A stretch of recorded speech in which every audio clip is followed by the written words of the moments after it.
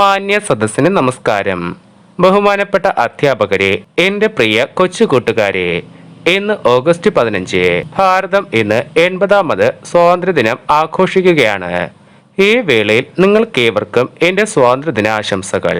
200 വർഷക്കാലത്തോളം നമ്മെ അടിമകളാക്കി ഭരിച്ചിരുന്ന ബ്രിട്ടീഷ് മേൽക്കോയ്മയ്ക്കെതിരെ ശബ്ദമുയർത്തിയ പല ദേശസ്നേഹികളുടെയും ശ്രമഫലമായിട്ട് 1947 ഓഗസ്റ്റ് 15 നാം സ്വതന്ത്രരായി.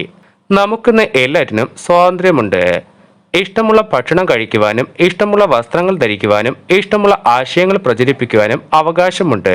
1947 മുൻപുള്ള ഇന്ത്യ അല്ല ഇന്നുള്ളത്.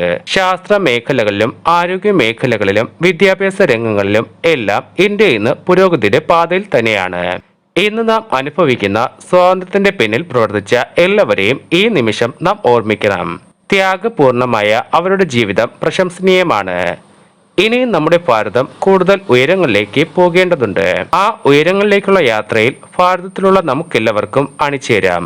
ഒന്നിച്ചൊന്നായി ഒരൊറ്റക്കെട്ടായി നമുക്ക് ഭാരതത്തിനെ പടുത്തുയർത്താം. ഏവർക്കും ഒരിക്കൽ കൂടി എന്റെ ഹൃദ്യമായ സ്വാതന്ത്ര്യദിന ആശംസകൾ ആശംസിച്ചുകൊണ്ട് ഞാൻ എന്റെ വാക്കുകൾ ഉപസംഹരിക്കുന്നു. നന്ദി, നമസ്കാരം.